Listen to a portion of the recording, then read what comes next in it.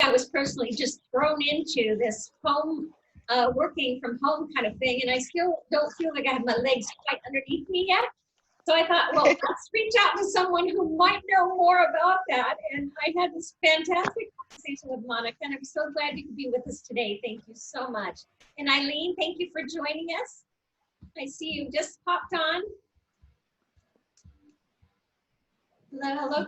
Hi, Eileen. Welcome. Do you mind if I record, Monica? Oh. Do you mind if I record?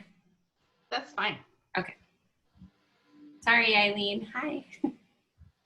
Hello, welcome. Okay, so if you wouldn't mind putting all your information in the chat for us, and then remember on those little 3 dots to the right, you can save the chat there at the bottom next to the file. You can save that information, and then that way you can stay connected with us, which we would love, because it's all what this is about, is meeting people and seeing how we can help one another advance our businesses. So I appreciate you doing that. And Monica, if you'd like to go ahead, we'd be happy to hear you. I know you're not here for the whole event, so we'll stay with you while you can be with us, and excited you're here. Thank you. All right, well, thank you. So I know you've already introduced me, but just like a tiny bit of background, I am a professional organizer and productivity consultant, and I've been working in Snohomish County since 2006, doing this professionally. So I could talk about focus and time management and all that all day long. This is something that I'm very passionate about as a business owner. As long as technology goes on my side, I'm going to do a little screen share with you today, and I wanted to talk about just 3 things that I think that you could use in your day-to-day life to help with focus. I know, like you were saying earlier, Deanna, like a lot of us just got thrown into working from home. Fortunately, I already had a home office, but I've worked with a lot of clients that have worked for big companies, and suddenly they're bringing equipment home, they're bringing files home, they're bringing keyboards home, and trying to figure out how to make all that work in their space at their home. And then they might have a spouse that's also working from home, kids that might be home. So there's a lot of challenges right now. So like I said, I could go on and on all day about this, but I just have 3 things for, the time that we have to go over. And I'm hoping that these are all things that are simple enough that you can embrace the things that I'm talking about and walk away and feel motivated to just get going on setting some of these things up. I don't know if you guys have the handout that I sent, but I have a little handout so that you could take some notes along the way today as well. And then after I'm done, I'm happy to answer some questions as well. So let's just jump in and look at what the 3 strategies are that I wanted to talk about.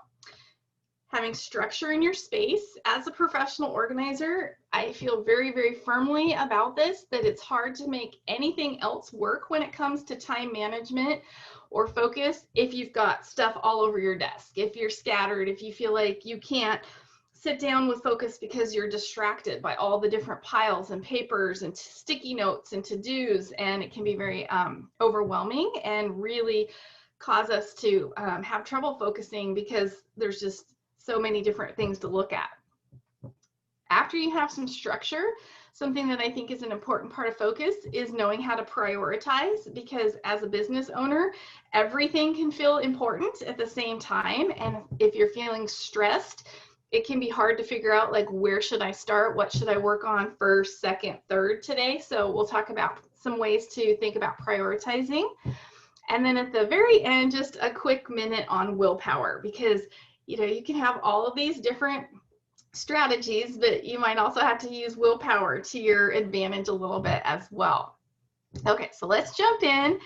And here is a picture without structure. So, looking at this, it can be stressful. It can be overwhelming. People can say, well, I don't know where to get started. You can't sit down on either one of these chairs because it looks like there's a shredder on one, there's a pile of paper on the other one. There's the coffee, there's the water, there's all the piles of paper, and then there's a lot of decor in this space too. And further along, I'll show you the after picture so you can see the difference that you can create in a space. But again, if you're trying to focus, you sit down, like where do you look? What do you work on first? It can be very hard to decipher where to start. So when you're looking at how to create structure, I'm going to give you a few different strategies that you can use. The first one is just to have supplies that you use every day close at hand. Things that you don't use every day can be further away. So the extra reams of paper, you don't need 40 Sharpies in your drawer. Maybe you need 5, and then the rest can be in a little box on a shelf in the closet for extra supplies. But just having what you need at your fingertips, so you're not having to dig and you're not having it spread all over your desk. And if you don't have drawers in your desk, even having a little stacker with drawers on your top of your desk, but just a place where things are right at your fingertips and you can count on, if I need a paper clip, I know where to go for a paper clip. So here's the before picture of this same space. Papers everywhere. The laptop has folders sitting on top. Again, you can't just sit down and get right to work. So we'll go back to this. Feels calm. And you can see how you can start to create focus, right? Because it's just like, oh, okay, I know where everything is. I feel in control. And that's what creating structure helps you do. It helps you feel in control. Something else you can implement is just a simple inbox. When I'm working with clients, especially in their homes, the mail tends to pile up on desks, on like the islands in the kitchen or a kitchen table, typically. So I always say just place something attractive where you're naturally piling it. So place it where you pile it, so you're not trying to create this big system where you come in with the mail and you go downstairs to the office, and sometimes you're just busy, you walk in the door, you're hungry, and you just need a quick, easy place to stash that paper as an inbox. And this is not a catch-all for every single piece of paper. It's literally for the paper that's coming in. Then when you've had your snack, you're ready to grab your coffee and sit down and get to work, you can focus on opening up that mail and getting it into the correct place. So just a nice labeled tray can be nice, a basket, something that just says incoming mail or papers to process, so that that's all that goes there. Something else that you can add for structure would be a simple action system. This is what I like to use. It's just a little metal file box. You can get them from Target. You can get them from Staples. You get some cute hanging file folders, get some nice sturdy ones. Typically in an action system, there's only about 6 files. It's not a big, complicated system. It's just literally for the paper that you're actively working on. So some common labels could be to do, upcoming events. Maybe you have a form that you fill out every time you work with a new person, and so you want to have those forms right at your fingertips. It could be a place to keep your receipts, but it's something that shouldn't just become a black hole either. If it has a deadline or a due date, you should add that to your calendar, and it's simply knowing, oh, the form I need to fill out is in my to-do section, or the bill I need to pay is in my bills to pay section. So it's a very simple system, but what it does is it gets things out from being in stacks and piles and confused where you're digging for the bills versus it's in my bills to pay file. So you want to go through this box regularly, and again, if it has a deadline or a due date, you put it on the calendar so it doesn't get forgotten in there. If this feels like something that would be forgotten, some people do better with just stacking trays, and you can do the exact same thing. If you're a piler, just get the stacking trays and still label them. To do, bills to pay, upcoming events. It won't look bad to have a stack of even 5 trays that are labeled, and it's a nice, clear, structured system. Okay, so something else that we should all have, even though, we might be scanning paper, it seems like we still have a lot of paper to deal with that we might need to keep as a long-term resource or reference. It doesn't have to be in your action system. It doesn't have to be at your desk, but it's papers that you might have to go back to at some point. Maybe you want a file for classes that you've taken, right? So the different notes for the classes are in there. You don't need it all the time, but if you're needing to do a little research or a reminder, you just know, oh, I can go to my classes file, and that's where it's at. For certain industries, they even have to keep paperwork for X amount of time, depending on what they do. So a nice labeled file system. I love to use a label maker. I'll show you one of mine. I have many label makers, but I always like the Brother P Touch, and they're nice and easy to use. And even if you have really nice handwriting, you can't beat the nice, clear, crisp look of a label maker. And you can get those at Costco for like $30 with the label tape and the batteries and everything set up. So a file cabinet is also very handy to have. If you are scanning, if you're just scanning one piece of paper at a time, like when I need to scan something, generally it's just like one form that I'm emailing someone.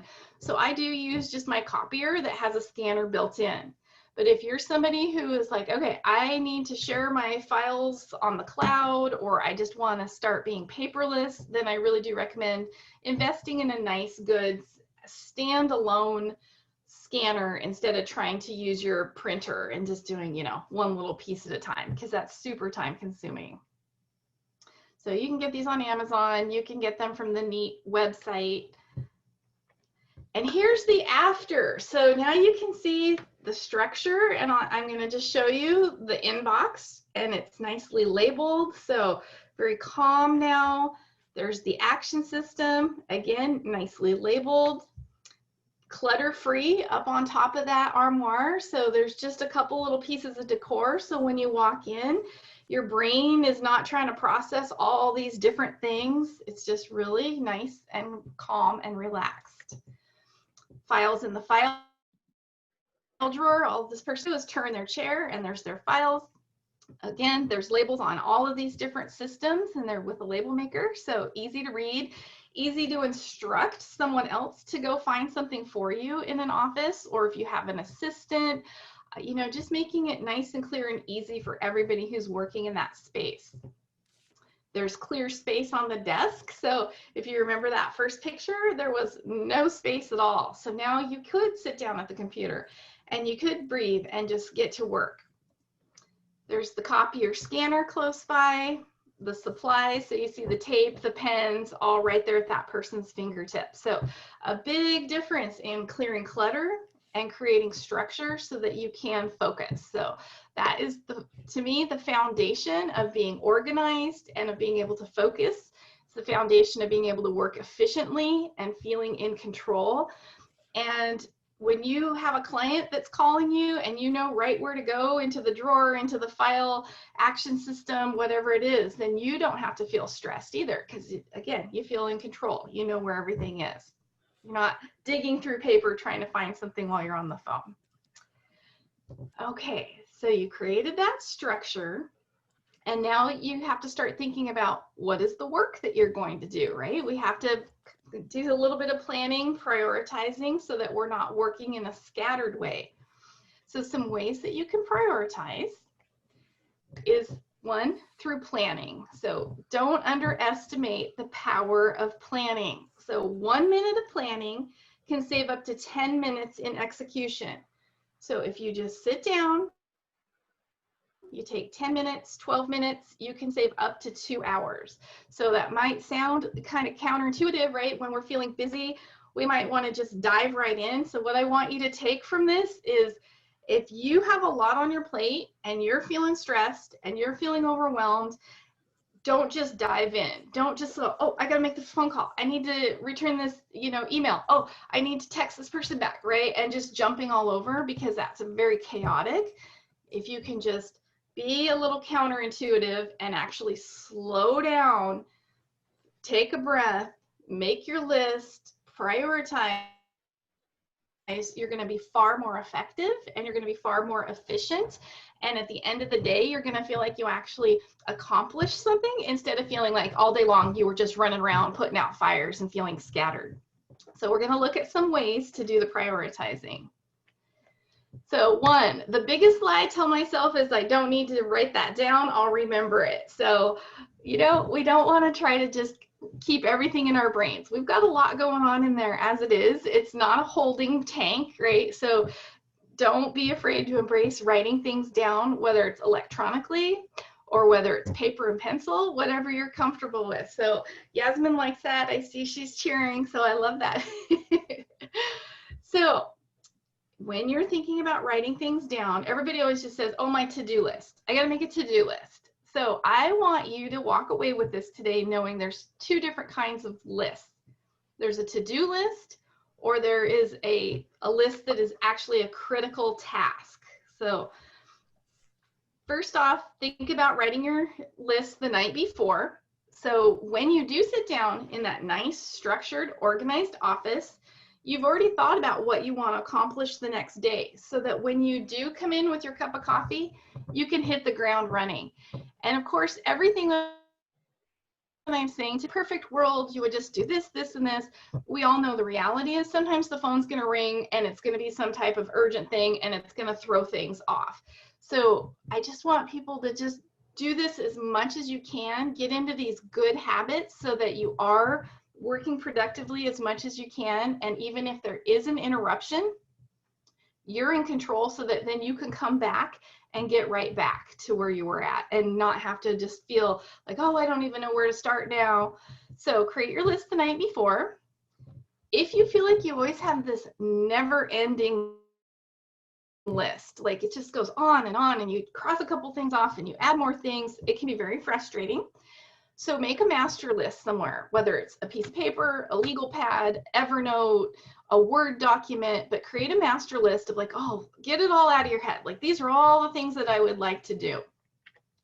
And then when you're making your list at night, create a daily list or a stubby to-do list, and do that according to how much time you have the next day.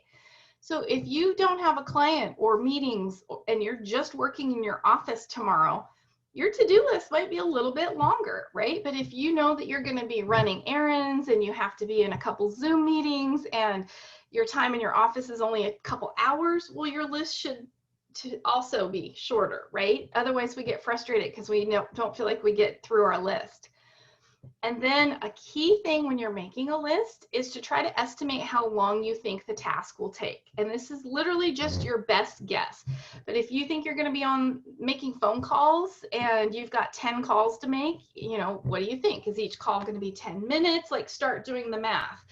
Because sometimes we really underestimate how long we think things are going to take. And so we just say, oh, I'm going to do this and this and this and this and this today. And we don't take into account being stuck in traffic, waiting at red lights, all of those things. And then again, we feel frustrated because we didn't get things checked off the list. So create a master list, work on your stubby to-do list or daily list the night before, so that when you sit in your office, you can get right to business. And now here's the difference between a to-do list and a critical task. A to-do list is something that whatever's on your list, if you couldn't get to it and it got moved to the next day, the world's not going to fall apart. Your business isn't going to fall apart. Things are going to be able to just be moved to the next day and keep going. A critical task is something that typically has a due date, a deadline, a financial consequence, and that should be in your calendar. So that should be Monday from 9 to 11, I'm, preparing my receipts for my bookkeeper, or whatever it is that you need to, feels like a critical task. So if it has a due date, a deadline, financial consequence, it could be that somebody else is waiting on something before they can move forward and they're waiting on us. So those are some things to think about for a to-do list versus just an actual critical task that has to get done. Also, when we're prioritizing, we want to think about what we should be working on to get the most results. So there's the Pareto principle, you've probably heard of it, the 80-20 rule, which says that basically 20% of our activities account for 80% of our results. So we really want to think about, what should I be working on today that's going to get the biggest bang for the buck? Because we can be busy all day and we can be on social media and we could be texting people and we can seem like we're busy, but those activities might not actually be moving us forward in business or getting things crossed off our list. So what are the 20% of your activities? And you might even sit down and make a list at some point that will get you 80% of your results. So let's keep looking here. So I want you to focus in your business on the top 20% for activities. And when you're looking at your top 20%, these are some keys that you can consider for prioritizing. So you've got an activity that you're thinking about putting onto your list. And you think about, okay, what will the impact be if I do this activity? What time will it take me? Is this a long thing, a short thing? This activity, and what is it going to cost me to do this? So I'm going to show you an example. Making a phone call. Most of us probably have some type of business where we need to call people. We need to make contacts. We need to check in with clients. We need to maybe try to schedule more appointments. Maybe we're selling something and we need to reach out to people. So here she's making her phone call, and then you look at those 4 keys. What's the impact of making these calls? Well, it could be huge, right? It could be that you just landed a new client. It could be that you just scheduled a new appointment, arranged to meet with somebody to sell their home. So the impact could be big. It could mean that you're making money. Same phone call. How much time is it going to take? It's probably a minimal amount of time, right? Typically people are pretty busy. You might have a big impact by making that phone call, but it doesn't mean it's necessarily going to take hours on the phone, right? You might be on a 10-minute phone call. It could be that you just touch base and you leave a voicemail and that was your impact and it turned into business. So it doesn't mean it takes a long time. What is the difficulty level on making a phone call? It's easy. Now, it can feel, because a lot of us have a hard time wanting to pick up the phone, wanting to call people, but just, as an example, it's not a difficult thing. We just pick up the phone and dial it.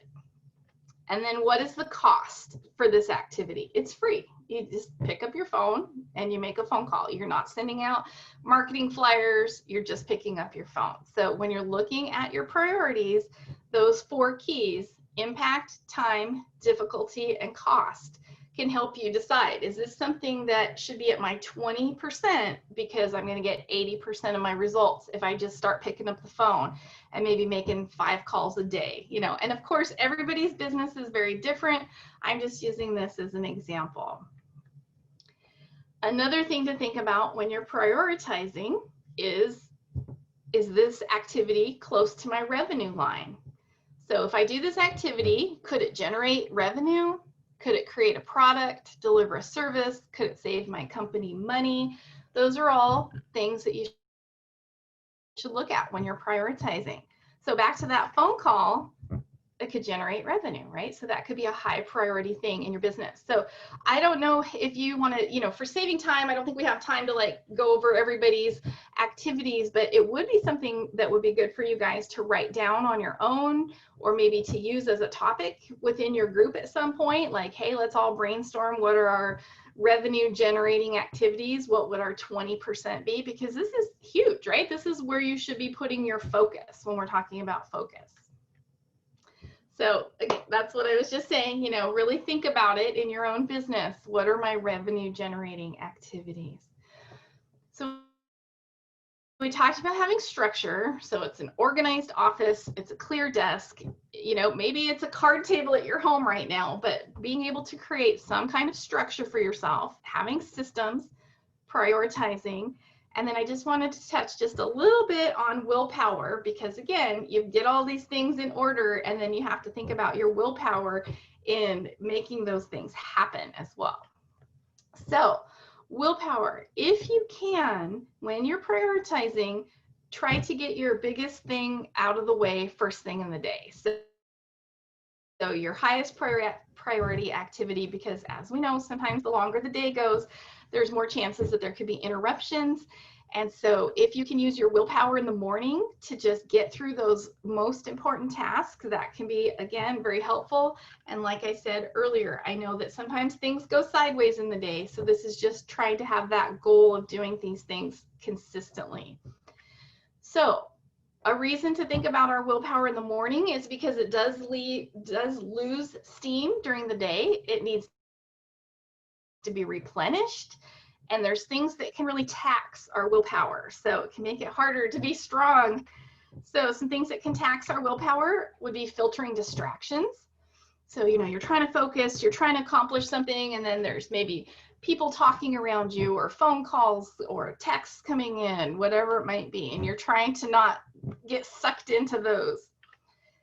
It could be resisting impulsive behavior. So maybe you're trying to work with focus and you're really resisting picking up your phone and checking for texts every 5 minutes. It could be that you're doing something you don't enjoy. So it's just a task that you don't like. You've been procrastinating on it. It's not fun, and it could be really hard just to stay focused because, you know, your willpower can start to wane because you're not enjoying what you're doing. You know, if any of us do an activity that we just love, like if you love writing or whatever it is, you can just get lost in it because you're enjoying it so much. But it's the opposite when it's something we don't like, right? Then we're almost like looking for something else to do. I mean, I know for myself, I've procrastinated and like cleaned my whole house instead, right? You know, so trying to stay focused can be hard when you don't enjoy it. Or suppressing emotions can also really make us struggle with our willpower. So just think about, you know, if you're getting ready to start your day and you just had an eruption at your home with your family and you're all stressed out, right? It can be hard to have that willpower. So here's an example, right? So you mean to start off on the right foot, you're going to be focused, you're going to have your willpower, and then instead you know, like if you're trying to eat healthy and then you get all of those things that come up, the distractions, the projects you don't like to do, and suddenly you're in the kitchen having a donut, right? So you started off on the right foot, but over the course of the day, you might end up in the kitchen or in the break room having chocolate, having donuts. So again, if you can really work on focusing on those first big tasks, doing that first thing in the morning, I always call them frogs. So Eat That Frog by Brian Tracy. It's like your biggest, ugliest task. Try to get it out of the way first and work your way through to the tadpoles during the day so that, again, if other things come up that are unexpected, at least you feel like you've accomplished something big first thing in the morning. So that is what I had for you. So I want you to think about what you're going to work on for your focus. So is it that you need to get in your office and start creating some structure, start creating some systems for yourself? Is it that you need to work on your prioritizing and what are the 20% of activities that are going to give you the biggest bang for your buck, or 80% of your results? Or do you need to work on your willpower and sharpening your willpower skills a little bit and trying to get that big task done first thing in the morning? So that's what I had for you on focus, and I'm happy to answer any questions. I'm going to go ahead and just stop sharing the screen. I know that was a lot of information very quickly, so I hope that wasn't too overwhelming. Monica, thank you so much. That was fantastic. I really, you know, I was all in on all of this. So good. Are there any questions? Yeah, anybody have questions for Monica? Or is there anything that you heard today that you're like, oh, I'm going to go do that now? I don't have a question, but I wanted to tell you that I really needed that today. Oh, good. Well, I'm glad that it spoke to you. That's awesome. Big time. It spoke to me big time because I struggle with all of that. Okay. Well, that's very, very common. I'm with you, Victoria. That's such great information. Thank you, Monica. Yeah, absolutely. I do have a question for you. How are you dealing with COVID and helping people get organized from afar? Do you have packages that you'll sit there and babysit them as they go through all their papers, or how are you handling that? Well, I do work in Snohomish County, and I am actually seeing clients in person. My business was shut down for about 2.5 months, and so that was challenging. I already had virtual organizing as a option, but I wasn't as confident in it at the time because I was so used to just going and working one-on-one with people. So I did really refine my virtual organizing services, and it's been fun because I've helped people up. Well, I'm in Lake Stevens, so like up in Everson, down in Puyallup, and I have a couple options. I either just do consulting and help them with a plan, and they work on their own, and I check in. We do another like 15-minute video call. Or I have literally had people where I do have packages where they can work with me for an hour or for 90 minutes. And I'm literally on the other side of the screen, like instructing them while they like purge their pantry or go through papers. So yeah, it's been interesting. It's really helped me expand my business, as, you know, adding some options. Fantastic. Anybody else with questions? Are you able to stay with us and do some speed networking, Monica?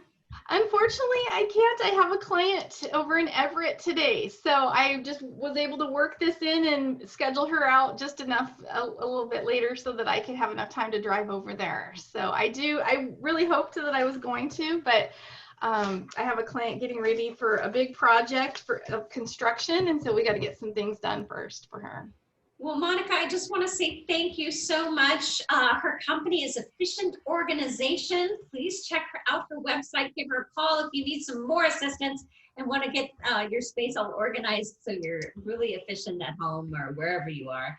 So thank you, Monica, again. And we've had so many people jump on after we started. So we're going to say hello to everyone if you'd like to introduce yourselves, and then we'll do our breakout rooms. And very glad to see you all here today. Thank you so much, and thank you, Monica. Thank you for having me. Have a good day. Hey, you too. Melissa, I gotta leave. My apologies.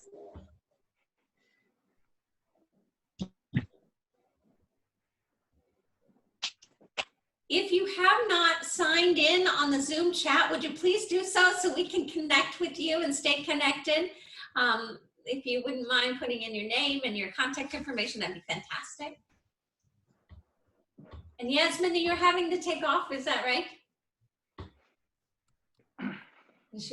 Yes, do. I have to leave. I have a client calling me also in another couple of minutes, so I want to get ready. Thanks for joining us, Can you hear Yasmin. me? Thank you very much.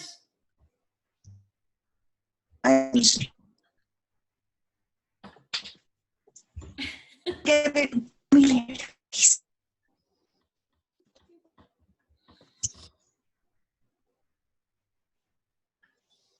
All right. So let's see, we've had a lot of people had to jump off. I'm so glad to see we had so many people there. I hope they all got to sign in. Let's see, Angelo, hello, welcome. You want to Hi, introduce how are you yourself? doing today? Very good, Hi. how are you? I'm doing well, I'm doing well. Good. Well, do you want to introduce yourself to the group? Okay. Hi guys, I'm Angelo. I'm the owner and founder of OffSource. What we are is a virtual assisting company. So actually everything you just heard, we're able to help you do in a virtual manner. So we help you go from paper and pen to on everything on the computer. Nice, nice. Very good. Thank you for joining us. Where are you from? What area? I'm New Haven, Connecticut. Wow, well, welcome. Good to see you. Thank you. I love it when we get company from all over the world. Okay, Rhonda. Hi, good morning. Hi. Sorry I was late. No worries. I am a business development officer at Coastal Community Bank, which is a local community bank based out of Everett, Washington. My job is to support local small businesses and build relationships with the businesses and help them with their banking needs. Welcome. Thanks for joining us. Good to see you. Victoria. Hi, I'm Victoria, and I am based out of Minnesota, and I am a virtual bookkeeper for small businesses. Well, welcome. Thank you for joining us. All right, Robert. I'm not getting any sound.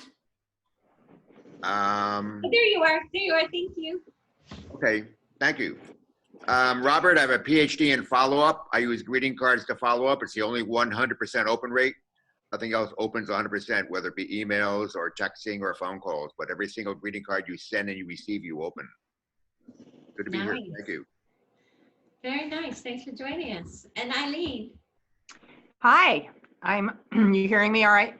Yes, yes. Good. I'm Eileen Paul, and I'm a Pampered Chef consultant, and I live in right in the middle of Seattle, right near the University of Washington. And been in business for 22 years, and this is sort of my retirement gig. I've done Pampered Chef in all phases of my life, and now I'm a retired dietitian, so this is what I'm doing to supplement my retirement income. Fantastic. Well, thank you for joining us. Appreciate it. Thank you all for being here. I hope you got some great tips. Angela, it sounds like this is your business, so it's good to know you offer some services. More for putting your paper into online, right? So yes, we'll have to check out your website. Offsource.tech. Offsource, got it. Very good. If we want to go into breakout rooms, Melissa, we can do so.